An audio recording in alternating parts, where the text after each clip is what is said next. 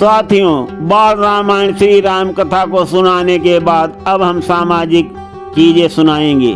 सुनते रहिए गिरीश अध्यात्म ड्रीम में। हमारे संसार में दो तरीके से मुख्य रूप से मानव पाए जाते हैं। एक होते हैं संतोषी और एक होते हैं असंतोषी। तो सुनिए दोनों का क्या हाल होता है। एक गांव में दो किसान रहते थे। आपस में बहुत परम मित्र भी थे। खेती बाड़ी भी उनके पास बहुत ज्यादा नहीं थी। बहुत मुश्किल से गुजर बसर हो रही थी। न तो अच्छा कभी खुद खा पाते थे और न कभी पत्नी और बच्चों को खिला पाते थे। धीरे धीरे जीवन इसी प्रकार से चलता रहा। संयोग बस दोनों की मृत्यु भी एक साथ ही हो गई। और जब वो एक साथ भगवान के यहाँ पहुँचे तो भगवान ने बहुत प्रेम से दोनों से हालचाल पूछा, कैसे तुम लोगों ने जीवन बिताया? तुमको इतना अच्छा मनुष्य का शरीर दिया था। भगवान की बातों को सुनकर दोनों बोले। तो उनमें से एक आदमी संतोष व्यक्त करते हुए भगवान का धन्यवाद करने लगा। कहने लगा कि हे प्रभु, आपने मृत्यु लोक में मुझे मनुष्य का बहुत अच्छा शरीर दिया, बहुत मेरा ध्यान रखा। न तो कभी भूखे पेट रहना पड़ा और न कभी नंगे बदन। आपने पेट भरने के लिए भोजन भी दिया और पहनने के लिए कपड़े भी दिए। प्रभु आपको बहुत बहुत धन्यवाद। इस प्रकार से अपने जीवन पर संतोष व्यक्त करता है। अब दूसरे मनुष्य का हाल सुनिए। असंतोष व्यक्त करते हुए बोला कि हे प्रभु, आपने मुझे खेती भी बहुत थोड़ी दी। कभी मैं चैन से खाना नहीं खा पाया, न तो कुछ बच्चों को खिला पाया।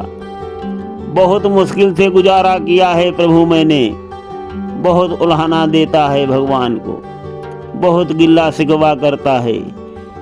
और बोला कि जो मेरे पास कभी कुछ मिल जाता था वो भी कोई न कोई आकर के मुझसे मांग ले जाता था। प्रभु मैंने अपने जीवन में बहुत कष्ट उठाए हैं, अब कभी ऐसा न हो।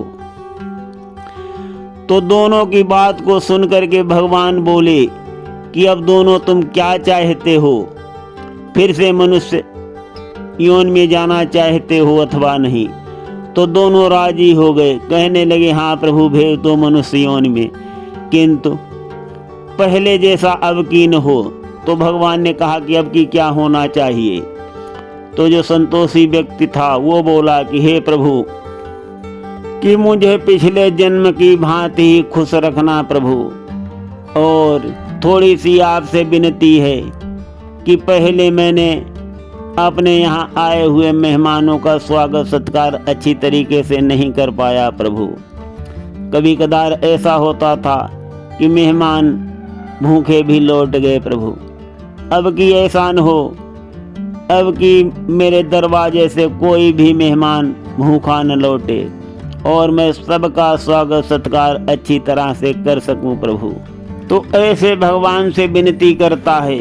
भगवान बहुत खुश हो जाते हैं और तथास्तु कह देते हैं। अब दूसरा आदमी बोलता है, असंतोषी जो है, वो कहता है कि हे प्रभु, पहले मैं जो कमाता था बहुत मुश्किल से घर चलता था, रूखा सूखा खा करके, और जो बचता था वो मांगने वाले मांग ले जाते थे। प्रभु अब कि हमको सब दे के जाएं, कोई हमसे लेके न जाए, कोई भी हमसे मांग के न ले जाए प्रभु। असंतोषी व्यक्ति की भी बातें सुनकर भगवान जी तथास्तु कह देते हैं। अब आगे क्या होता है? दोनों का जन्म भी एक ही गांव में एक ही साथ हो जाता है। तो उनमें से जो संतोषी व्यक्ति है वो बहुत बड़ा जिम्मेदार होता है, बहुत बड़ा आदमी। सैकड़ों आदमी सुबह से ही आते हैं, उसके यहाँ नाश्ता पानी करते हैं, अच्छी तरीके से उनका स्वागत सत्कार होता है, सब कुछ मिलता है, भंडार भरे हुए हैं। और दूसरा जो असंतोषी व्यक्ति है वो क्या होता है? उसी गांव में भिखारी बनता है। वो गांव के चौराहे पे बैठता है और सबसे कहता है कि दे दो भाई, दे दो भाई। तो हर आदमी 1 पैसा 2 पैसा 1 रुपया 2 रुपया जो भी उसको देता ही रहता है, कोई भी उससे मांगता नहीं है। तो देखिए, सोचिए इस कथा से हमको क्या सीख मिलती है।